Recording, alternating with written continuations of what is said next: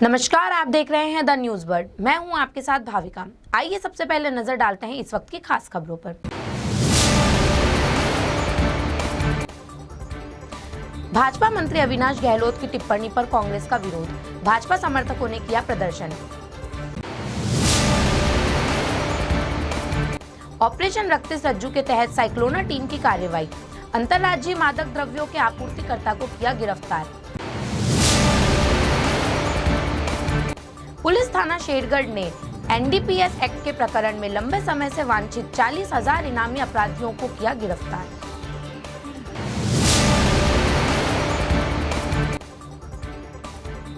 MBM university में 5G lab स्थापित, research को मिलेगा बढ़ावा। अब खबरें विस्तार से। राज्य विधानसभा में गत दिनों पूर्व प्रधानमंत्री इंदिरा गांधी पर की गई टिप्पणी को लेकर प्रदेश में कांग्रेस ने जमकर विरोध किया। इस दौरान विधानसभा में कांग्रेस के प्रदेश अध्यक्ष गोविंद डोटासरा समेत कुछ विधायकों को बाहर निकाला गया। इसके बाद प्रदेश भर में कांग्रेस कार्यकर्ताओं ने प्रदर्शन किया। इस घटना से आक्रोशित होकर भाजपा सरकार के कैबिनेट मंत्री अविनाश गहलोत के समर्थकों ने कांग्रेस के खिलाफ प्रदर्शन किया और कांग्रेस का पुतला फूंका। बड़ी संख्या में भाजपा समर्थकों ने सतपुलिया के पास ज्योतिबा फूले सर्किल पर एकत्रित हुए और फिर जिला कलेक्टर कार्यालय पहुंचे। प्रदर्शनकारियों ने कलेक्टर कार्यालय के बाहर पुलिस बल की मौजूदगी के बावजूद जबरन मुख्य गेट को धक्का देकर अंदर प्रवेश किया। मौके पर जैतारण के सीईओ सत्येंद्र नेगी समेत अन्य पुलिसकर्मी तैनात रहे। सुरक्षा की दृष्टि से बिल्डिंग के मुख्य गेट को बंद कर दिया गया। इसके बाद भाजपा कार्यकर्ताओं ने जिला कलेक्टर को ज्ञापन सौंपा। इस पूरे घटनाक्रम को लेकर प्रशासन सतर्क बना रहा। वहीं कांग्रेस और भाजपा के बीच यह विवाद और बढ़ता नजर आ रहा है। कांग्रेस पार्टी मुर्दाबाद मुर्दाबाद मुर्दाबाद, कांग्रेस पार्टी मुर्दाबाद मुर्दाबाद मुर्दाबाद। डोटासरा तेरी तानाशाही नहीं चलेगी, नहीं चलेगी। माननीय अविनाश जी गहलोत और व माननीय देवनानी जी के समर्थन में भारतीय जनता पार्टी के कार्यकर्ताओं द्वारा आज विशाल प्रदर्शन व पुतला दहन का कार्यक्रम किया गया।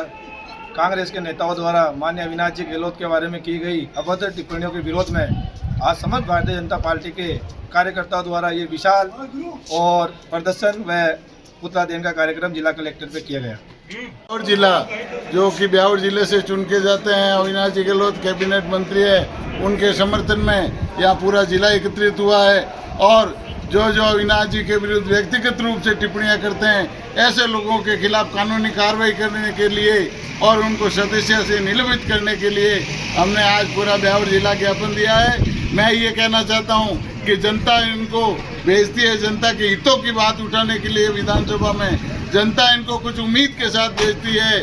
और अनर्गल रूप से व्यक्तिगत जो ऐसा व्यक्तित्व का धनी जो कि जनता के मुद्दे उठाता है और जनता के मुद्दे उठाने वाले व्यक्ति को गलत टिप्पणियां करके नर्वस करने का काम ऐसे लोग करते हैं और असंसदीय भाषा का प्रयोग जो करते हैं, उन्हें तुरंत प्रभाव से निलंबित किया जाना चाहिए। और मैं कहता हूं ऐसे के विरुद्ध आपराधिक मुकदमा दर्ज किया जाना चाहिए, कानूनी कार्रवाई की जानी चाहिए।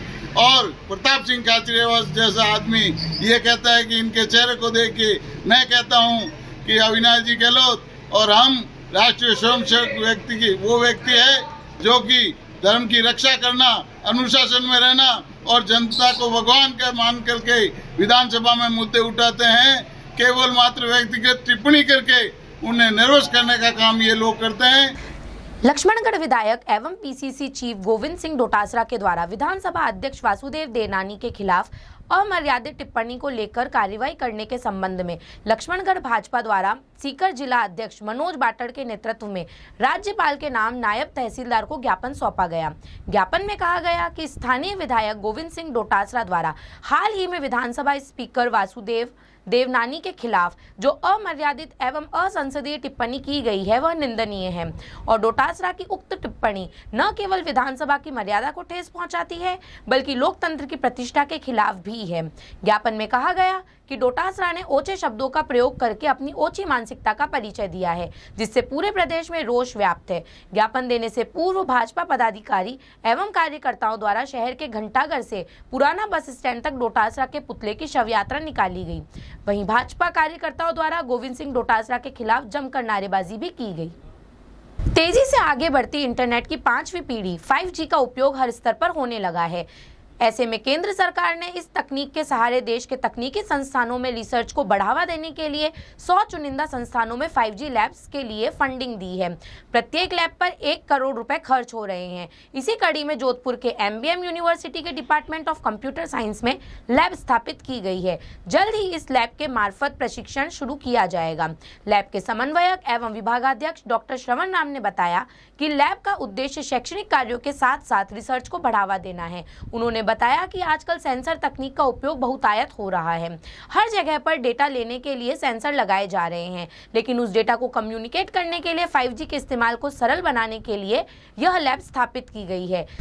लेकिन उस डेटा को कम्युनिकेट करने के लिए 5G के इस्तेमाल को सरल बनाने के लिए यह लैब स्थापित की गई है, जिससे अलग अलग क्षेत्रों का डेटा रिसर्च के लिए जुटाया जा सके।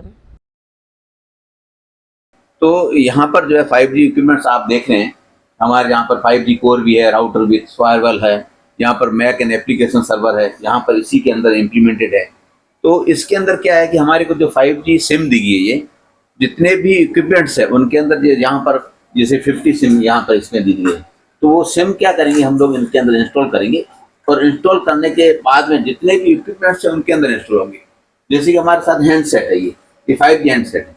तो ये 5G हैंडसेट क्या है कि लोकली इसी एक्सेस पॉइंट से ये कनेक्ट हो जाएगा यहाँ से, और हम लोग जो है 2 फोन है वैसे यहाँ पर एक्सपेरिमेंटल तौर पर 2 ही दिए है कंपनी ने, तो हम इनके द्वारा जो है बाकी जितने भी डिवाइसेस है उनसे कनेक्टिविटी, जहाँ पर 5G सिम लगी हुई है उनसे कनेक्टिविटी हो जाएगी और उनसे हम लोग डेटा गैदर कर सकते हैं। जैसे फॉर एग्जाम्पल हमारा कैमरा लगा हुआ, कैमरा भी 5G है, कैमरे के अंदर से जो एक सिम लगी हुई है, तो यहाँ पर जिसकी एंट्री होती है या कोई स्टूडेंट एक्टिविटी कोई भी हो रही है, तो वो एक्टिविटी हम लोग इस मोबाइल फोन से भी मॉनिटर कर सकते हैं। वो 5G जो लैब का जो भारत सरकार ने हमारे जो माननीय प्रधानमंत्री जी का जो विजन है, उसके अंदर ये था कि 5G का जो मुख्य उद्देश्य है जो है उसका मुख्य उद्देश्य massive machine to machine communication.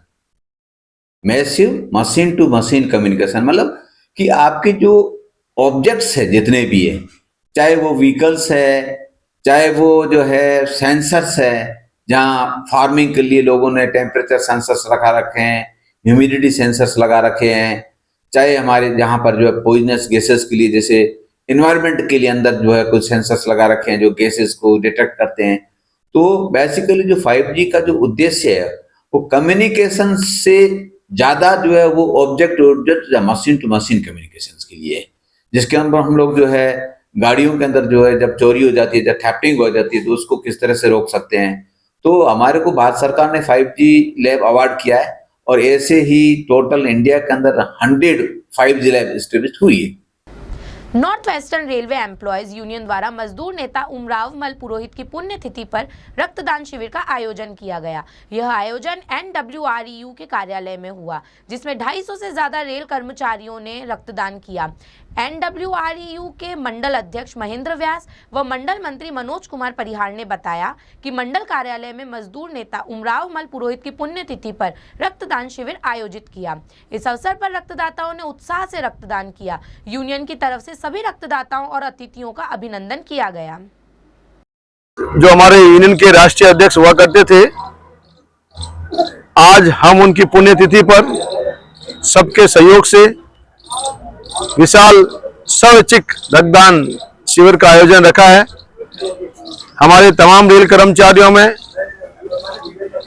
रक्तदान शिविर को लेकर बहुत ही उत्साह है और जोधपुर की जो तमाम टीम है, 7 टीमों को हमने यहाँ पे इनवाइट किया है और हम आपके माध्यम से तमाम रेल कर्मचारियों से ये आग्रह करते हैं कि हर सदस्य व्यक्ति को कम से कम 3 माह में एक बार उसको रक्तदान अवश्य करना चाहिए, ताकि रक्त उसका पुनः और तेजी के साथ बनने का काम हो और रक्त देने के साथ ही व्यक्ति स्वस्थ भी रहता है। और मैं आपके माध्यम से यह भी अपील करना चाहूँगा कि रक्त एक ऐसी चीज है जो किसी भी इंडस्ट्री या फैक्ट्री में नहीं बनती है, ये व्यक्ति द्वारा ही बनती है और व्यक्ति को ही ये डोनेट की जाती है। तो ऐसे पुनीत कार्य के अंदर हम सबको अपनी ओर से बढ़ चढ़ कर हिस्सा लेते हुए पुनीत कार्य को सफल बनाना चाहिए। प्रत्येक वर्ष north western railway employ union Jodhpur मंडल कॉमरेड उम्राम बोस जी की स्मृति में रक्तदान महादान का काफ़ी लंबे समय से शिविर का आयोजन कर रहा है। और मैं आपको ये बताना चाहूँगा कि हमारी तमाम शाखाएं, तमाम मंडल के पदाधिकारी और उनकी पूरी टीम बहुत ही जोश के साथ, बहुत ही उत्साह के साथ स्वैच्छिक रक्तदान के लिए एकत्रित हुई है और अपना बिल्कुल एक तरीके से जो उन्होंने सोच रखा है उस तरीके से रक्तदान महादान के इस महाकुंभ के अंदर अपना योगदान दे रहे हैं। Joints group of royal ladies की अध्यक्ष निरूपा पटवा द्वारा बासनी की श्रमिक कॉलोनी में दांतों के लिए एक जागरूकता कार्यक्रम का आयोजन किया गया। यहां सभी मजदूरों में निःशुल्क 2300 डेंटल किट का वितरण किया गया। कार्यक्रम का मुख्य उद्देश्य दांतों की सफाई के बारे में मजदूरों व कच्ची बस्ती में रहने वाली महिलाओं, बच्चों, वयस्कों को विस्तृत जानकारी प्रदान करना था। मुख्य वक्ता सचिव तारा सोलंकी ने इस बारे में विस्तृत प्रस्तुति दी। उन्होंने सभी को हाइजीन रहने के लिए लाभ और स्वस्थ शरीर व स्वस्थ भविष्य सुरक्षित रखने के बारे में जानकारी दी। कार्यक्रम के अंत में अध्यक्ष निरूपा पटवा ने स्थानीय पार्षद सुरेश मेघवाल, समाज सेवी कपिल पटवा, राजेंद्र सिंह सोलंकी सहित सभी आगंतुकों को धन्यवाद ज्ञापित किया। जोधपुर ग्रामीण पुलिस की साइक्लोनर टीम ने ऑपरेशन रक्तिस रज्जू के तहत कार्रवाई करते हुए अंतर्राज्यीय मादक पदार्थ की तस्करी करने वाले को गिरफ्तार करने में सफलता हासिल की है। जोधपुर रेंज आईजी विकास कुमार ने बताया कि टीम ने अवैध अफीम की तस्करी करने वाले एक बड़े सप्लायर आरोपी रोडीलाल को मध्य प्रदेश से गिरफ्तार किया है। उन्होंने बताया कि आरोपी 25,000 रुपए का इनामी बदमाश था, जो कि धार्मिक रामदेवरा यात्रा के दौरान मारवाड़ के कुख्यात तस्करों के संपर्क में आया। वह इलाके के अफीम पट्टाधारियों से चोरी छुपे अवैध पार कराता था, अपने पास संग्रह करता और बड़ी खेप जमा होते ही मारवाड़ के तस्करों को बेच दिया करता था। शिकंजा लगातार कसता जा रहा है। इसी की अगली कड़ी के रूप में ऑपरेशन रक्तिम रज्जू चलाकर मादक द्रव्यों की तस्करी के आपूर्ति के मुख्य केंद्र बिंदु रोडीलाल सन ऑफ गंगाराम निवासी गुड़ारेल कनेरा चित्तौड़ को कल गिरफ्तार करने में, नाटकीय तरीके से गिरफ्तार करने में साइक्लोनर टीम को एक बड़ी सफलता मिली है। इस व्यक्ति पर सिरोही जिले से 25,000 रुपए का इनाम घोषित था। इनाम चाहे 25,000 का ही हो, पर मादक द्रव्यों अफीम डोडा चूरा का संग्रह करके आपूर्ति के एक बड़े केंद्र के रूप में, एक बड़े सूत्रधार के रूप में इसकी जो भूमिका थी उसको नेस्तनाबूद करने से इस अवैध व्यापार के धंधे को एक बड़ा झटका लगने की संभावना है। रोडीलाल नाम का व्यक्ति जो जिस पर 25,000 रुपए का इनाम था, ये वहाँ के बंजारा कस्बे, बंजारा जाति के, बंजारा समाज के लोगों का एक बड़ा पटेल था, बड़ा रसूखदार व्यक्ति था वहाँ पर। और इसका धंधा यह था कि वहाँ पर इस तरह के अफीम को, डोडा चूरा को चोरी छुपे संग्रह करके तस्करों तक सप्लाई करना और बदले में कमीशन लेना। पिछले 5-6 दिनों से हमारी टीम निम्बाहेड़ा के इलाके में, चित्तौड़ के निम्बाहेड़ा इलाके में इसकी गिरफ्तारी के लिए सूंघती फिर रही थी, पर जैसा रुतबा, जैसा रसूख इसका वहाँ पर था, सीधा हाथ डालना दुष्कर हो रहा था। उसी सिलसिले में लगातार संपर्क के बाद एक मुखबिर के माध्यम से यह सूचना प्राप्त हुई कि मध्य प्रदेश के इलाके में किसी गांव में पंचायती के लिए जा रहा है। वहां इसने पंचायती की, वहां भी हाथ डालना संभव नहीं हुआ, पर उस पंचायती की एवज में रोडीलाल के रुतबे और रसूख को देखते हुए उपहार स्वरूप इसको 2 तोले सोने की एक गोखरू प्रदान हुई। और फिर मुखबिर के माध्यम से साइक्लोनर टीम ने इसको झांसे में लिया कि उस गोखरू को चलकर किसी गुप्त ठिकाने पर नीमच कस्बे में चोरी छुपे बेचकर और फिर मौज मस्ती की। उसके हिसाब से एक फार्म हाउस पर, सुनार का फार्म हाउस बताकर लाया गया, जहां पहले से साइक्लोनर टीम उपस्थित थी और यह अपने आप साइक्लोनर टीम के बिछाए जाल में आ गिरा। यहाँ वक्त हो चला है ब्रेक का। ब्रेक के बाद भी खबरों का सिलसिला जारी रहेगा।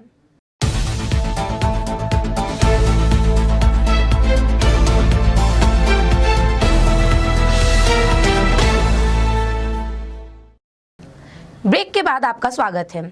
जिला विशेष टीम जोधपुर ग्रामीण पुलिस ने पुलिस थाना शेरगढ़ में एनडीपीएस एक्ट के प्रकरण में लंबे समय से वांछित 40,000 इनामी अपराधी सोनाराम देवासी को गिरफ्तार करने में सफलता हासिल की।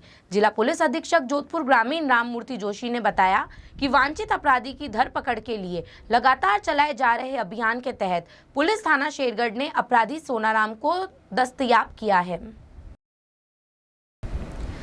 फैमिली केयर गिवर को सपोर्ट और शिक्षित करने के उद्देश्य से संचालित केयर गिवर आशा सोसाइटी की ओर से एक ऐप लॉन्च की जा रही है, जिसके संबंध में गुरुवार को प्रेस वार्ता का आयोजन किया गया। सोसाइटी के संचालक वरिष्ठ चिकित्सक डॉक्टर अरविंद माथुर ने बताया कि मरीजों की देखभाल करने वाले परिवार के सदस्यों केयर गिवर्स की सहायता के उद्देश्य से 2016 में इस संस्था को प्रारंभ किया गया था, जिसके संबंध में पहले एक पुस्तक प्रकाशित की गई थी।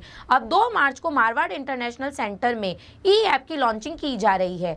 इस ऐप के माध्यम से देखभालकर्ता को मरीज का ध्यान रखने में सहायता मिलेगी। डॉक्टर माथुर ने बताया कि चिकित्सकों में नई ऊर्जा के संचार हेतु इस दिन एक सिंगिंग प्रतियोगिता का भी आयोजन किया जा रहा है, जिसमें बड़ी संख्या में चिकित्सक हिस्सा लेंगे। केयर गिवर्स आशा सोसाइटी 2019 में बनी थी फैमिली केयर गिवर्स को सपोर्ट और एजुकेट करने के लिए। हम ये सोच के साथ चले हैं कि जो पारिवारिक देखभाल करता है उससे अगर प्रॉपर इंफॉर्मेशन हो तो वो केयर भी अच्छी प्रोवाइड कर पाएगा और खुद का भी हेल्थ का ध्यान कर पाएगा। इसी प्रयास में हमने केयर गिविंग के बारे में पहले तो एक पुस्तक बनाई थी, अब उसका एक ऐप बनाया है। ऐप केयर आशा के नाम से ऐप है, जो कि 2 मार्च को उसका फॉर्मल लॉन्चिंग की जाएगी। हमारा प्रयास ये है कि जो केयर गिविंग के बारे में जो स्किल्स है उनको भी हम जितना ज़्यादा स्प्रेड कर पाएँ, उसके लिए एक केयर स्किल सेंटर बनाने का भी हमारा प्लान है। हम बच्चों में भी केयर गिविंग के बारे में इंफॉर्मेशन पास ऑन करने के लिए एक फ्यूचर केयर गिवर इनिशिएटिव कर रहे हैं।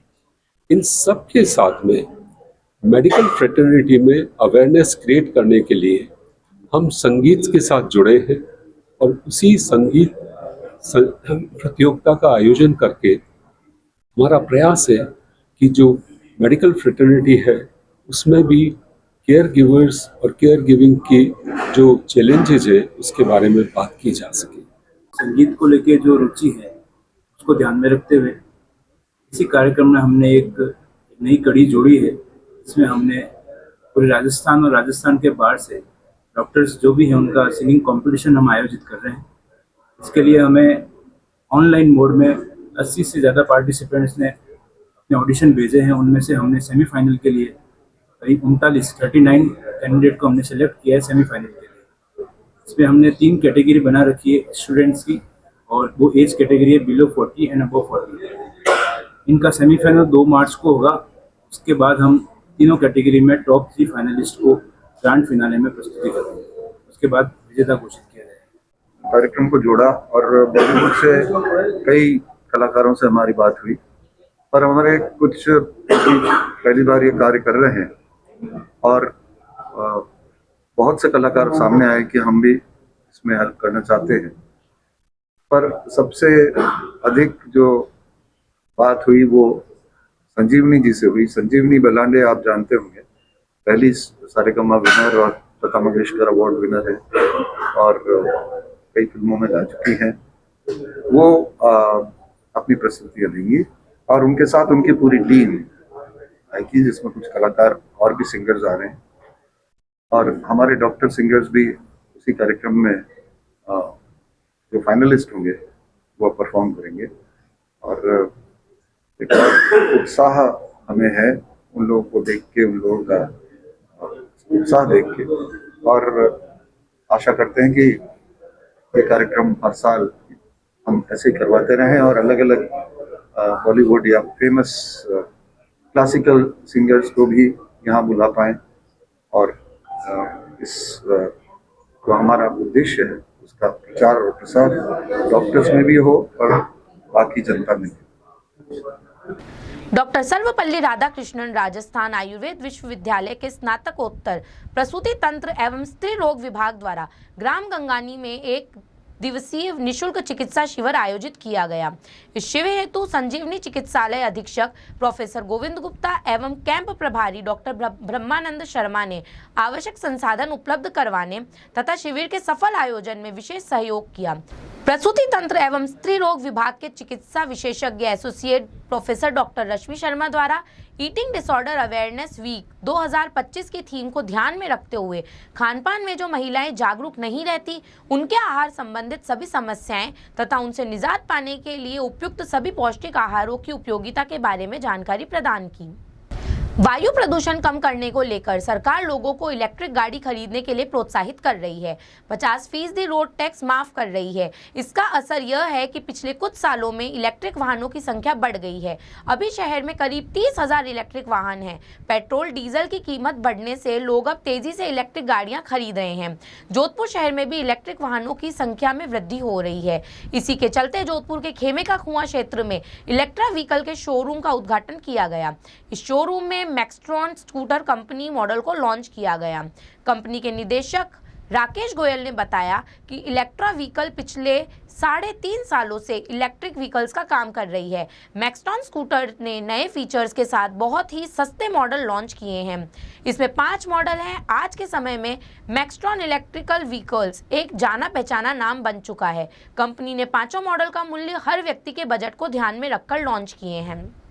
सनसिटी इलेक्ट्रा व्हीकल पिछले 3.5 सालों से इलेक्ट्रिक व्हीकल का काम कर रही है और हमने ये देखा, हमारा अनुभव ये रहा है कि आज के टाइम में लोग बहुत कम कीमत में मजबूत स्कूटर चाहते हैं, तो बहुत सोच समझ के मैं ये मैक्सट्रॉन स्कूटर को हमने आज जोधपुर में लॉन्च किया है। मैक्सट्रॉन स्कूटर रेट में बहुत सस्ता और बिल्कुल नए मॉडल्स नए फीचर के साथ हैं इसके, और इनमें 5 मॉडल है और 5 मॉडल बहुत सस्ते में, क्योंकि आज की तारीख में हर व्यक्ति इलेक्ट्रिक व्हीकल खरीदना चाहता है, तो वो लाख रुपए के 1.5 लाख रुपए के स्कूटर नहीं खरीद पा रहे हैं। तो उनको हमने 38,000 से स्कूटर की शुरुआत की है, जो जाके 70-75 हज़ार तक 5 मॉडल 70-75 हज़ार तक खत्म हो जाएंगे। देखिए, मैक्सट्रॉन ई स्कूटर्स, मैक्सट्रॉन इलेक्ट्रिक व्हीकल्स एक जाना पहचाना नाम इंडस्ट्री का बन चुका है। हमारी कंपनी डायना बिजनेस ग्रुप, तो हम लोग पहले से ही बैटरी में थे और चार्जर में थे। इवन हम कुछ चार्जिंग स्टेशंस भी बनाते हैं कुछ ब्रांड्स के लिए। देन फिर हम लोगों ने साथ साथ अपना ई स्कूटर्स भी शुरू किया। ई स्कूटर्स इंडस्ट्री रैपिडली ग्रो कर रही है क्योंकि हमारा प्रेजेंट बन चुका है। मैं ये नहीं कहूँगा कि ई स्कूटर्स हमारा फ्यूचर है, ई स्कूटर्स ऑफ प्रेजेंट बन चुका है, क्योंकि रेगुलरली हर 5 में से बिकने वाला एक स्कूटर ई स्कूटर हो चुका है। यस, ई स्कूटर्स इंडस्ट्री में बहुत सारे हैं, कंपनियां बहुत सारी हैं, काफ़ी सारे ब्रांड्स हैं, बट यस, एक स्कूटर जो ट्रस्टेड ब्रांड हो और साथ साथ उसकी जो सर्विसेज हैं वो बेस्ट टू बेस्ट हो। कस्टमर्स एक दिन के लिए भी 24 आवर्स के लिए भी सफर ना करे, इस प्रकार का स्कूटर्स मार्केट में कस्टमर्स के बीच में, कंप्यूटर्स के बीच में देना ही हमारा मकसद है। NSUI के राष्ट्रीय सचिव और राजस्थान प्रभारी अखिलेश यादव और साहिल शर्मा के आगामी 1 मार्च को राष्ट्रीय अध्यक्ष वरुण चौधरी के मुख्य अतिथि में होने वाले विशाल छात्र संवाद कार्यक्रम को लेकर प्रेस वार्ता का आयोजन किया गया। यह प्रेस वार्ता जोधपुर के सर्किट हाउस में की गई।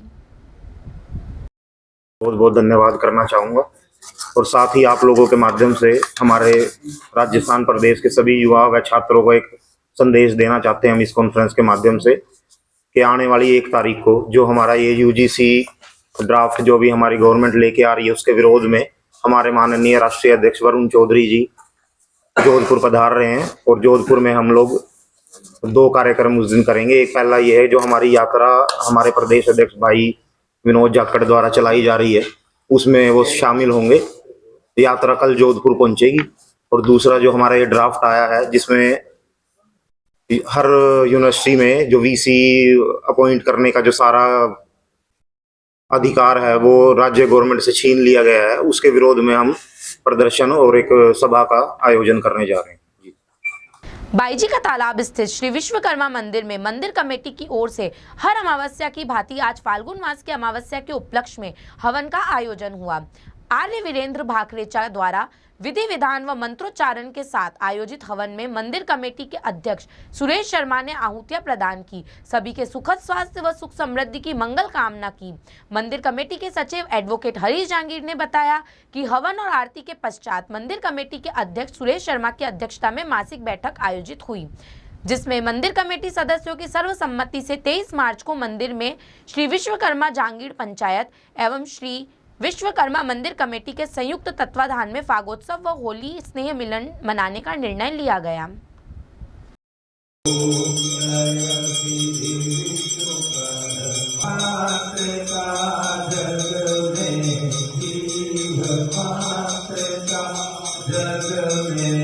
महाशिवरात्रि का महापर्व आस्था और श्रद्धा के साथ मनाया गया। शहर के सभी छोटे बड़े शिव मंदिरों को आकर्षक रोशनी से सजाया संवारा गया। बम बम बोले और हर हर महादेव की गूंज से भोले को रिझाने का प्रयास किया गया। शिवालयों में कुमकुम, भांग, बील्व पत्र, सफेद आग के पुष्प, तुलसी, मंजरी, शमी पत्र, धूप, गुलाल, अबीर चढ़ाए गए। शाम को शिव बारात निकाली गई। शिव बारात महोत्सव समिति सरदारपुरा प्रखंड द्वारा महाशिवरात्रि पर सरदारपुरा के सत्संग भवन से शाम 7 बजे विराट शिव बारात निकाली, जो गोल बिल्डिंग जालोरी गेट के सिरे बाजार होती हुई अचलनाथ मंदिर पर विसर्जित हुई। समिति के महामंत्री दीपेश सोलंकी ने बताया कि बारात से पूर्व सत्संग भवन पर संतों के सानिध्य में मंच पर आयोजन समिति, विश्व हिंदू परिषद के पदाधिकारी, जनप्रतिनिधि के साथ गणमान्य लोगों की उपस्थिति में कार्यक्रम हुआ।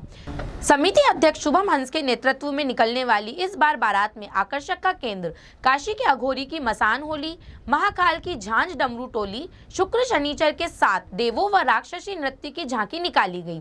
इस बार विशेष महाकाल की भस्म आरती की भस्मी से शामिल बारातियों का त्रिपुंड लगा शहर को शिवमय बनाया। वहीं हरिओम सत्संग समिति की ओर से बागर चौक से 11वीं शिव बारात निकाली गई। आयोजन समिति के अध्यक्ष प्रमोद सोलंकी ने बताया कि शाम 7 बजे शिव पूजन के बाद गाजे बाजे के साथ शिव बारात रवाना हुई। शिव बारात में हाथी, घोड़े, संजीव झांकियां, वहां नदी पर सवार महादेव आकर्षण का केंद्र रहे। विश्व हिंदू परिषद के सरदारपुरा प्रखंड द्वारा आयोजित इस विशाल शिव बारात में हम लोग सत्संग भवन से लेकर अचलनाथ महादेव मंदिर तक पैदल जाएंगे और कई सारी झांकियां जोधपुर शहर को आज सुशोभित करती हुई अचलनाथ महादेव मंदिर तक जाएगी। इसमें कई सारी झांकियां होगी, हाथी, घोड़े और शहरवासी अपने पूरे मन के साथ में इस भक्ति में आयोजन का आनंद लेंगे। आइए अंत में एक बार फिर नजरें डालते हैं इस वक्त की खास खबरों पर।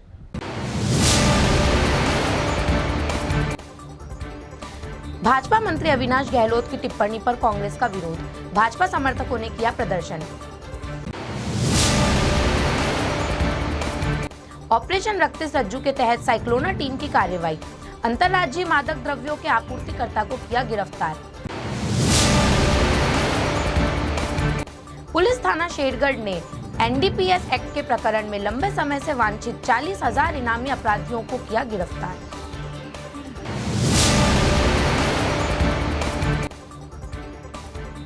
एमबीएम यूनिवर्सिटी में 5G लैब स्थापित, रिसर्च को मिलेगा बढ़ावा। अभी के लिए फिलहाल इतना ही। राज्यों की और खबरें जानने के लिए बने रहें द न्यूज़ बर्ड के साथ। नमस्कार।